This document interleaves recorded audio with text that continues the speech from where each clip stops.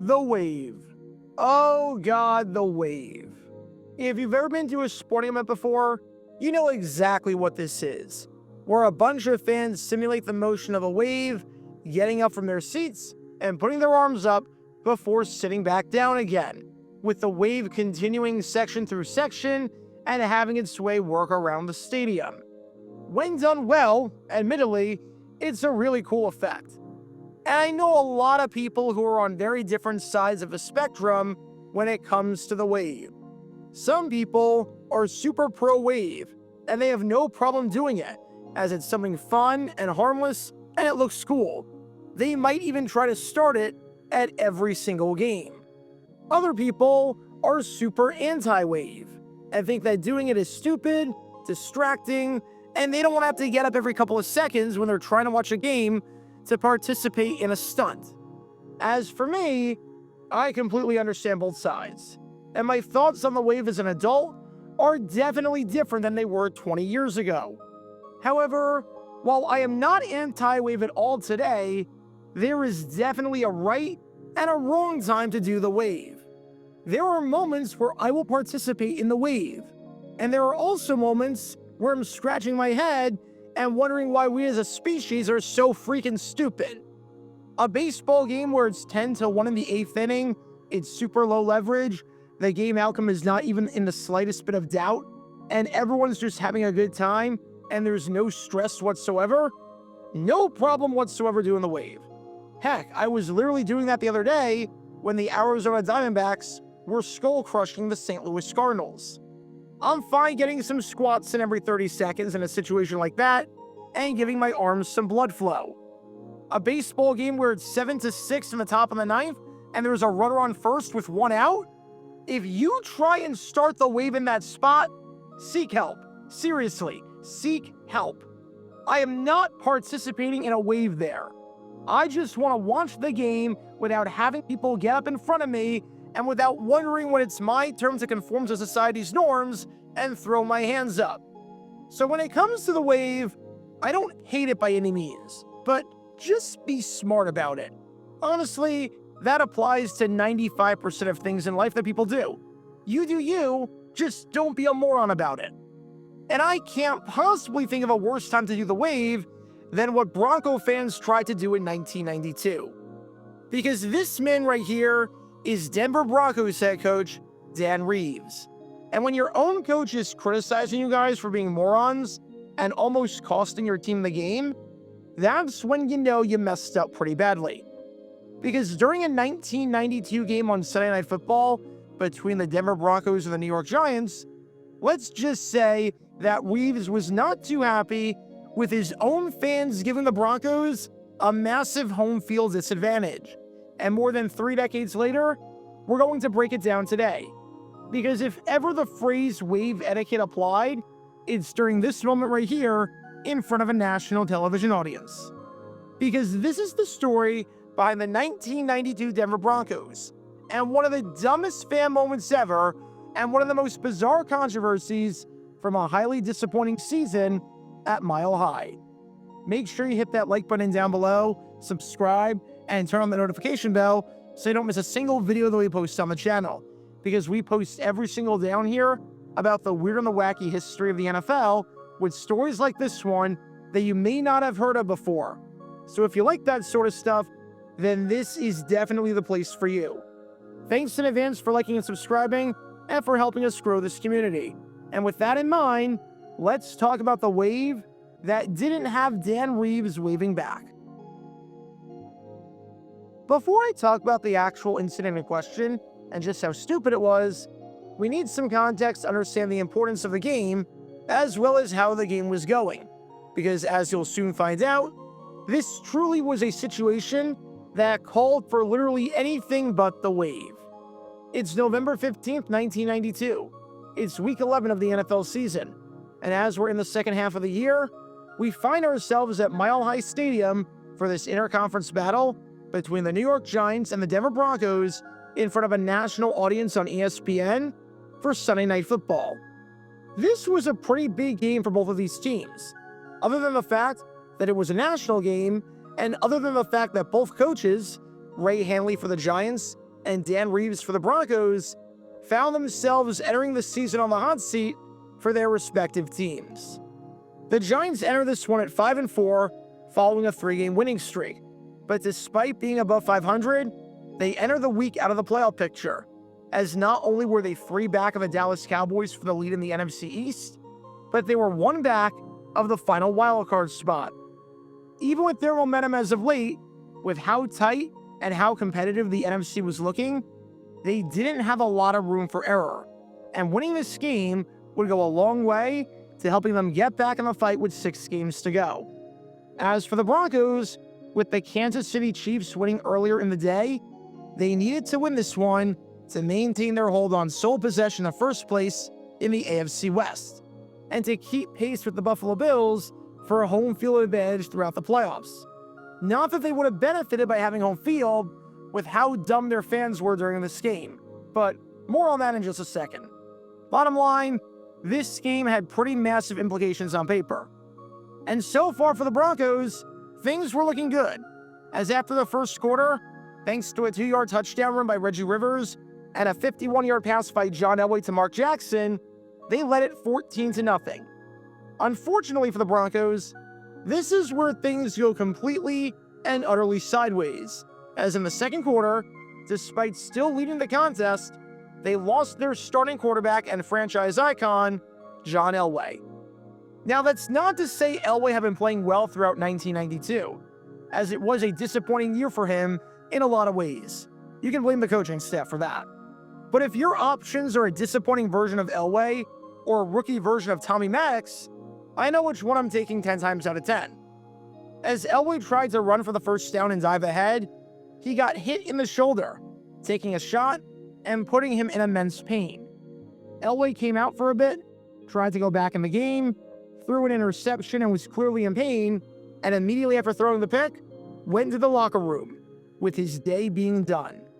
The injury was severe enough that it knocked Elway out for the next month, which, as we would find out later, would be the nail in the coffin for Denver's season, and would be the nail in the coffin for Dan Reeves as the head coach of the organization. But I'm getting ahead of myself here. Point is, this play right here was not good. And even if the Broncos were winning the battle at this point, they were losing the war. So you just lost John Elway for the rest of the game, as he cannot throw the ball after that play. Who do you turn to next? Well, the good news for the Broncos on paper was that they had a backup quarterback that they believed in, as their controversial move a few months prior at the 1992 NFL Draft was about to pay dividends if everything went according to plan. Because now, you had this man right here entering the game. You had Tommy Maddox, as in the team's first-round pick out of UCLA, and the man that the Broncos chose with pick number 25. Now, if you're thinking to yourself, wait a second, why the heck would the Broncos, with John Elway still in his prime, still looking like one of the best quarterbacks in football, and showing no signs of retiring, and with the Broncos making the AFC Championship the year before, possibly take a quarterback in the first round of the NFL Draft? Don't worry, because Bronco fans have been wondering the same question for years. Let's just say that by the 1990s, Dan Reeves and John Elway went together like peanut butter and poison. And with tensions high, this man we've been watching, Tommy Maddox, was drafted and was in line to be the successor. Now, he had his chance. He had his moment to shine. However, when you're a rookie quarterback who's super young, only being 21 years old, and who is super inexperienced, things are going to be a little bit different. You can't run the offense the same way that John Elway does, and you might be a little bit unsure of the signals and whatnot. It's always important that everyone on offense is on the same page with each other, but it's even more important when you've got a rookie quarterback in the backfield who might not know entirely what he's doing and might not know the speed of the game. Prior to this game, Maddox had thrown just 8 passes in the NFL, as in Week 6 against Washington, he went 2 for 8, completing 25% of his passes for 10 yards, no touchdowns, 1 interception, and a passer rating of 0.0, which is your passer rating if you don't even show up. The game was over by the time Maddox came in, as Washington won it 34-3. So this was the first real situation that Maddox was playing in his NFL career. Not that you, as the home fans, should ever be loud on offense, but especially with a rookie quarterback in there who needs silence to make sure everyone's together and to make sure he can hear his own teammates and to make sure that he can call out the audibles and have everyone hear them properly to prevent any miscommunications. Something like telling the fans to be quiet should go without saying, especially because Tommy Maddox had not really run with the number one offense before. So this was his first time on the field with a lot of those guys. They were not going to be on the same page. So any noise is going to hurt. There's a reason that fans are encouraged to make noise when their team is on defense, but not on offense. I'll put it like that. Because now we get to the fourth quarter. And early in the quarter, with the Broncos up 20-6, they faced a 3rd and short situation in their own territory. And with all of that in mind, I'm just going to let this one play out. But before I do, just remember, this is a home game for the Denver Broncos. This is a Broncos crowd. It's not like Giants fans invaded the stadium the same way you'll see Steeler fans invade the stadium when they're playing a small market team and you see a ton of terrible towels waving around everywhere. The crowd was rooting for the Broncos. So just keep all of that in mind as you're about to see something really freaking stupid. Roll the tape. Too far. It should be back on that hash mark, but it doesn't matter. 3rd and a foot.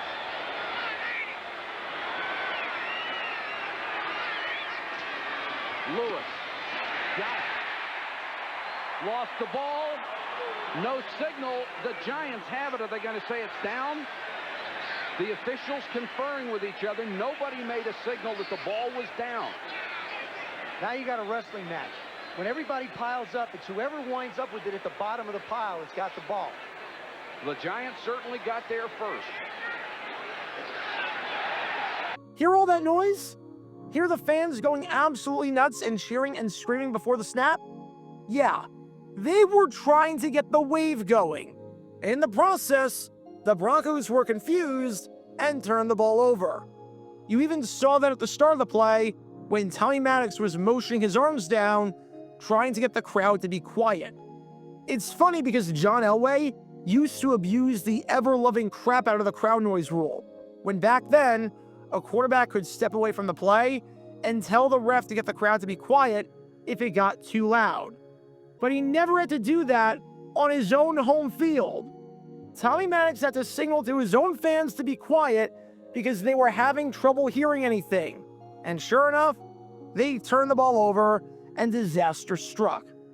And after the game, you can bet that this man right here, head coach Dan Reeves, was absolutely livid. The good news for the Broncos was that, in the end, this didn't matter. Even though the Giants got the ball back and immediately scored a touchdown to make it 20-13 and cut it to a one-score game with plenty of time left, the Broncos would march down the field later in the quarter to score a touchdown and win the game by a final score of 27-13, improving to 7-3 before a late-season collapse that took the Broncos from first place in the AFC West and tied for a first-round bye to out of the playoffs. Not even the worst collapse in Broncos history somehow. The bad news for Dan Reeves, though, was that he found out during this game that his fans were absolute morons. And look, I'm usually on the side of players and coaches never criticizing their own fans unless the fans cross a line, such as throwing things on the field or hurling slurs at players. The fans pay for their ticket, and as long as they adhere to the fan code of conduct, they have a right to do what they want and voice their displeasure and cheer and boo and stay silent whenever they want. The fans are the ones paying your salary, and without the fans, your job would not exist. So to criticize them for just being fans seems Bush League, as long as they're not breaking any rules. However, I'm willing to make an exception for this, because as Dan Reeves laid out in his post-game press conference, the fans were being stupid and deserved to be called out for being stupid. As Reeves said, the fans have got to be more knowledgeable than that. I've been here for 12 years. I can't ever remember that being a problem. Even though Reeves said that the crowd noise had nothing to do with the fumble and the turnover, and he wasn't blaming the fans for the poor ball security by any means, he was blaming the fans for just having zero situational awareness whatsoever. As he continued, I don't know what started it. You don't need to wave while we're on offense. I don't think it was a factor in Greg Lewis fumbling, but it's crucial. Here we are in a short yardage situation, and we're doing the wave. I thought maybe we were in New York or something. Before the play ever started, they were doing the wave, and we were trying to get them to stop. And yeah, that sounds about right. You really don't need to do the wave on offense in the fourth quarter of a close game in a short yardage situation. You really don't need to do the wave, period, but especially not there.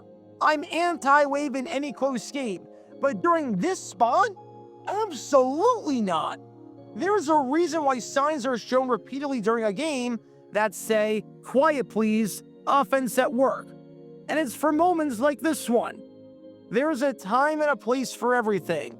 And safe to say, this was not the time nor the place for the wave. And of course, the grand irony in Dan Reeves thinking he was in New York or something was that after getting relieved of his duties by the Broncos after the season, 1 year later, in 1993, he would actually find himself in New York as the head coach of the New York Giants. Funny how that worked out. So what did we learn from all of this and from the criticism from this man right here in head coach Dan Reeves? If you're going to do the wave, don't do it in a super close game when people are trying to pay attention. If you're going to do the wave, don't do it while your own team is on offense and needs complete silence, since, as we all know, making noise when your team is on offense is a no-go.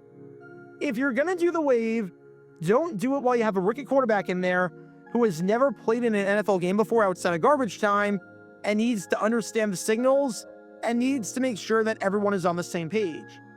If you're going to do the wave, don't do it while you have a quarterback in there who has never run with the number one offense before. And if you're going to do the wave, don't do it while all four of those things are in effect. Look, the wave in an NFL game, I'm not against it depending on the situation. Jaguars fans did it in the fourth quarter of their game against the Texans in 2017 when they were up 45-7. No problem with that. But this situation, absolutely, positively, 100% not. Because when all these elements are in play, you can't exactly be surprised when this play backfires. Talk about a dumb decision. Check out our live streaming schedule for the next few days. We're live every single day on this channel, whether we're covering a sporting event or playing GeoGuessr or just taking your requests. So make sure you like and subscribe and turn on the notification bell so you don't miss a single time that we go live and so that you can join this community. Also, thanks to all our members and our Patreon supporters who get exclusive perks like their name at the end of each video, members-only Q&A streams, and cool emojis to use on videos and during streams. See how you can join this community and become a member or a Patreon member by clicking the link in the description below.